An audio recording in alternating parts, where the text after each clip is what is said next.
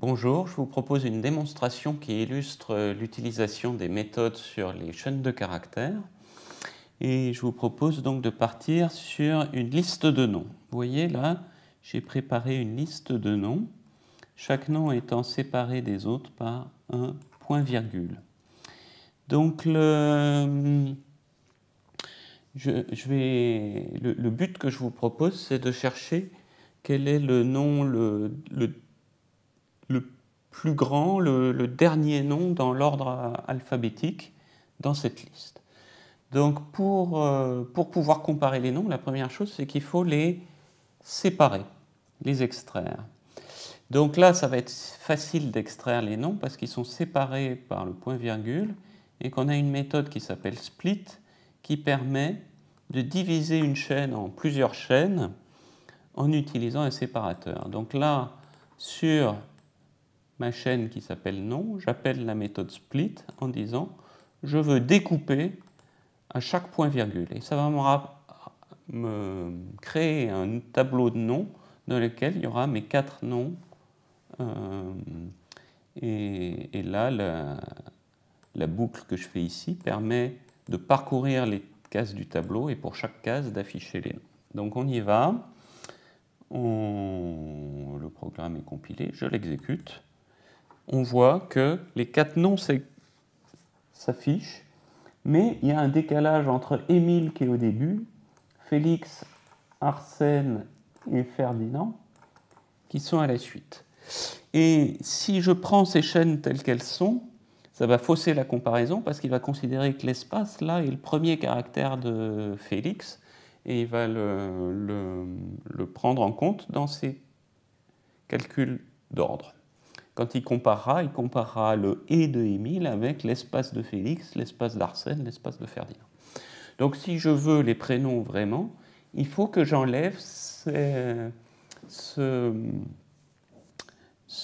espace que j'ai en trop. Une façon que j'ai pour éliminer les espaces, c'est d'utiliser la méthode trim, qui enlève les espaces au début et à la fin des chaînes de caractères. Donc ce que je peux faire, c'est à chaque tour de boucle, je mets dans table nom de i le résultat de la méthode, de l'appel de la méthode trim sur table nom de i. Voilà. Si je ne me trompe pas,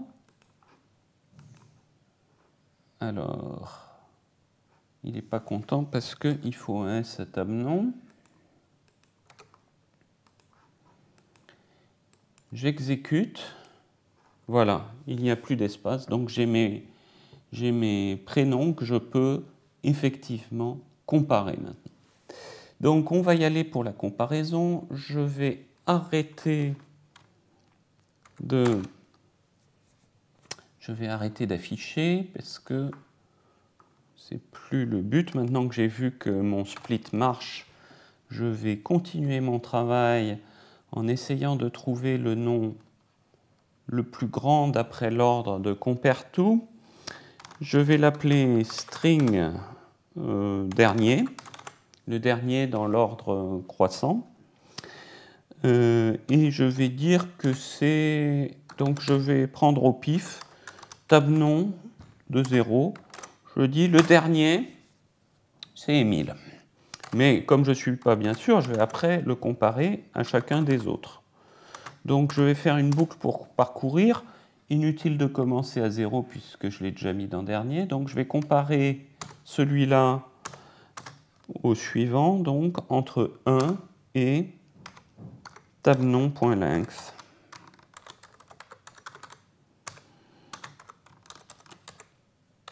Et à chaque fois, je vais faire une comparaison avec la méthode CompareTo. Je vais comparer dernier avec celui qui est dans la case table nom de i. Et là, si j'ai un résultat négatif, CompareTo me renvoie un résultat négatif si dernier est plus petit, 0 si c'est le même, et un résultat positif si dernier est plus grand. Donc si dernier est si le résultat de compare_to est plus petit que 0, il faut que je change mon dernier. Mon dernier, ça va être table nom de i.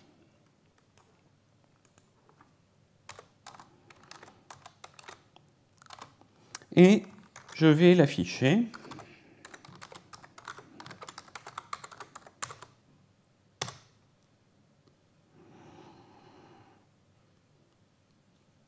Le dernier. Je sauve, je compile, j'exécute. Et le dernier, c'est Émile. Alors, attention là, est-ce que je ne vous avais pas dit que c'était l'ordre alphabétique? Ben non, justement. Ce n'est pas l'ordre alphabétique. Pourquoi? Parce que l'ordre utilisé par compare_to, c'est l'ordre des caractères dans le codage des caractères, c'est-à-dire la table Unicode. Et dans la table Unicode, les caractères sans accent sont tous avant les caractères avec accent.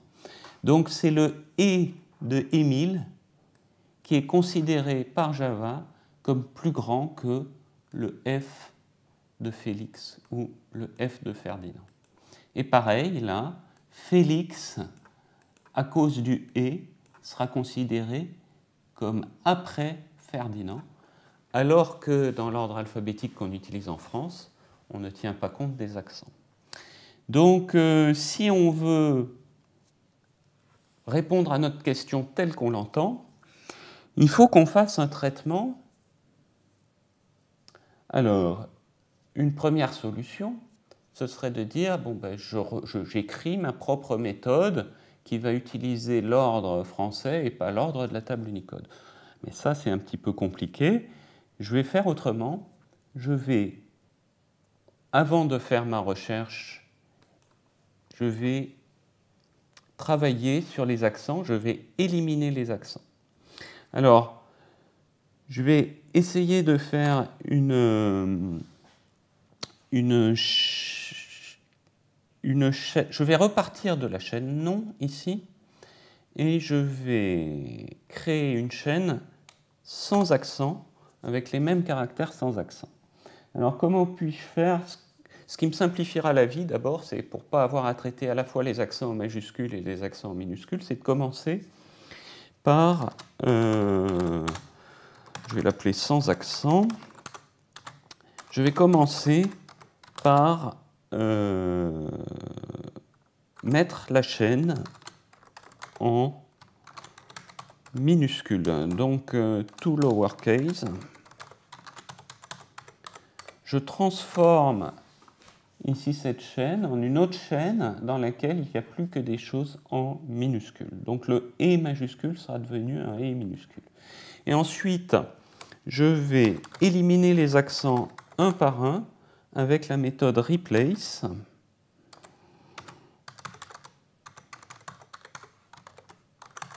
Qui permet de changer un caractère par un autre. Je vais changer le « et » par un « e ». Je vais faire la même chose pour le « est » de Arsène. Et évidemment, si j'avais une liste de prénoms plus compliquée, il faudrait que je prévoie tous les accents qui existent et remplacer chaque accent par celui, par le caractère sans accent qui correspond. Je vais peut-être faire un petit affichage pour m'assurer que tout s'est bien passé.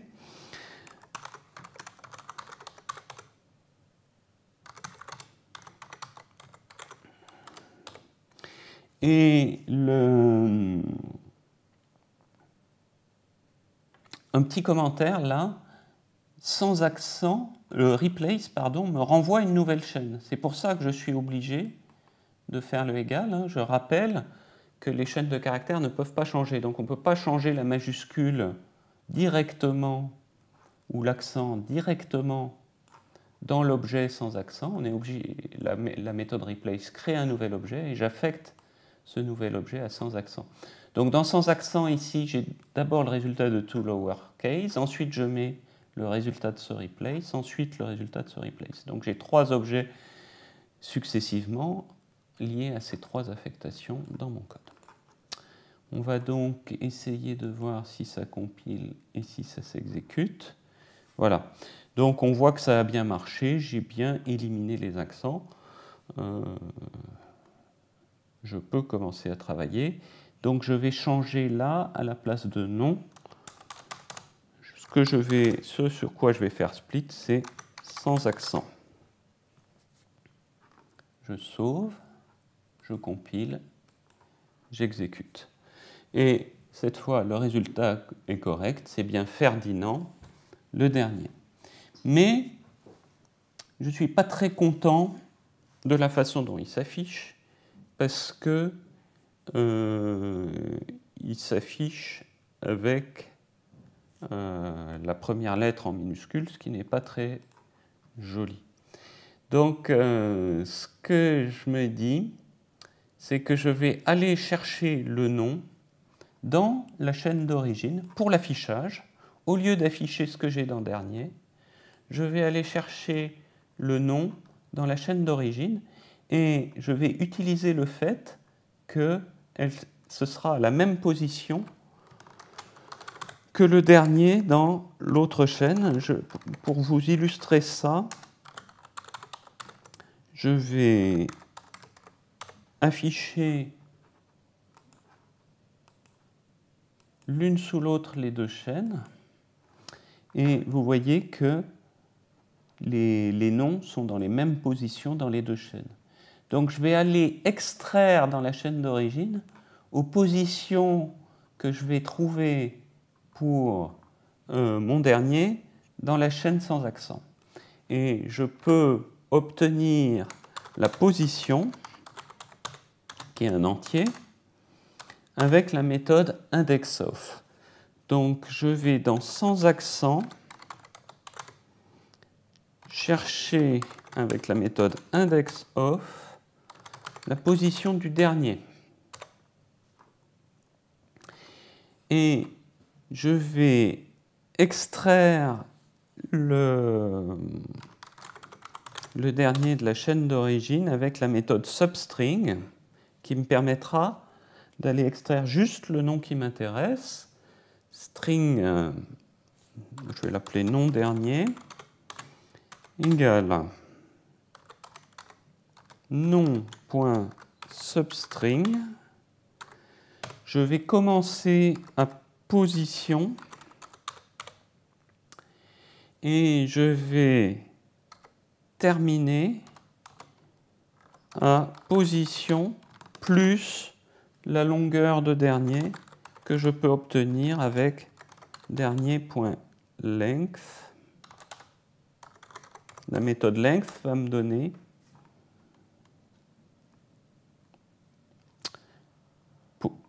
pour éviter d'avoir cette